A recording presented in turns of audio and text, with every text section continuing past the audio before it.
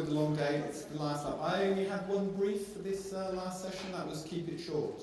So I will do that. The other thing I will start with is there are feedback forms in all your packs. I'm telling you that now, so if you want to fill them in when I'm speaking and get them done, you're very welcome to. I'm Richard Collins. I'm one of the executive directors at the SRA. I've been here now for 4 years, so I was at last year's Compliance Officer Conference. And to me, today has felt different to last year. I think that reflects where the SRA is in terms of its development. Last year, I think on reflection, we spent a lot of time talking about the machinery of regulation, risk-based regulation, outcomes-focused regulation, techniques, approaches. Today, we've much more talked about the substance of regulation.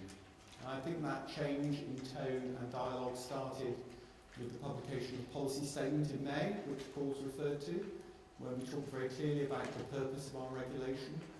And that's carried on today. This morning's session, which I thought was fantastic, I sat at the back and thoroughly enjoyed it, was smack in the centre of why we regulate and what we're trying to achieve. And my reflection on what I thought was an excellent discussion was that this isn't an issue about are professionals more or less likely to be ethical or tell the truth, or is this the end of professionalism? Is it no longer a profession to be a solicitor? But it was that professionalism and being a professional isn't enough. It doesn't automatically and necessarily mean that you will always act ethically. We have examples of what everyone tells me are good solicitors, people with a good track record, good firms that made bad judgments.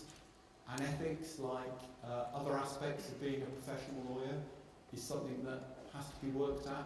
And in fact, I think it's one of the hallmarks for the profession that we have that kind of debate.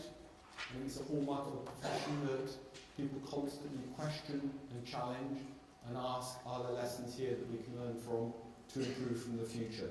And I think that was a beginning of a dialogue which Paul has indicated we'll be continuing with, and we're looking to engage the profession on over the coming year.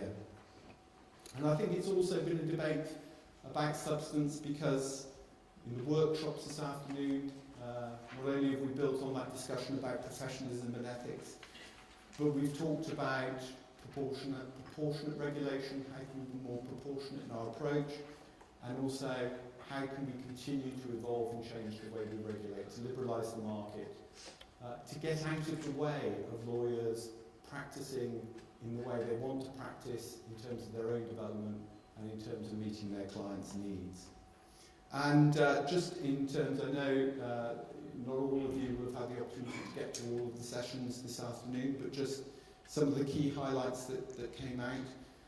In terms of the discussion around supervising small firms, I think there was quite a lively debate about what do we mean by a small firm. Well, one way of looking at it is that if you use the government's definition of a small business, over 90% of the firms we regulate fall within the government's definition of a small business. And so certainly the challenge that has been put to us is, if that's the case, shouldn't the whole way we regulate be built around the regulation of small businesses? And maybe we have a different approach for the very small number of large businesses we regulate, rather than looking at it in the way that is occasionally looked at, let's have some exceptional approach for small firms. And I think in many ways the debate about the definition of a small firm is possibly the least important. This is about our approach. It's about making sure our regulation is proportionate for all firms, proportionate to the risk, proportionate to size, and enabling, as I've said, solicitors to practice where and in the way they want and in the way they choose to. And that is certainly part of the dialogue that will be moving forward over the coming year.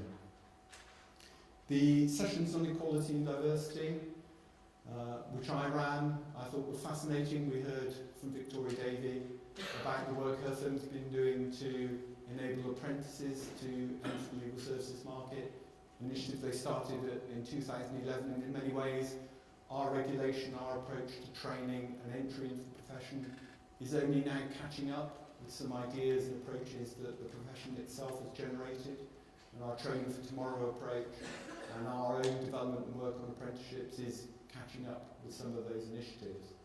And again, that was a debate that went on in the discussion around proportionate regulation, and the question of can the SRA and our approach to regulation keep up with the evolution of the market.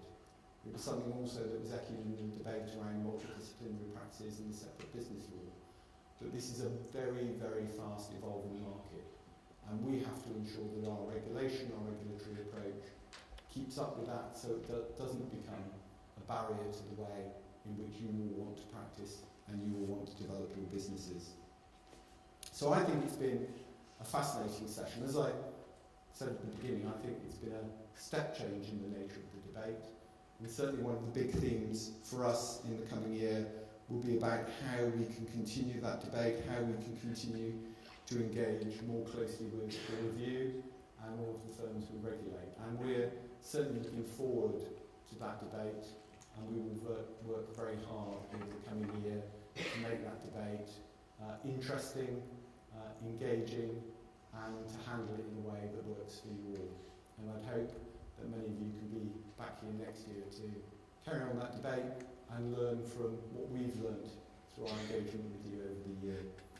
So I think that's all I wanted to say to wrap it up. I'm going to thank you all for taking the time to come and to wish you all a very safe journey home. So thank you very much.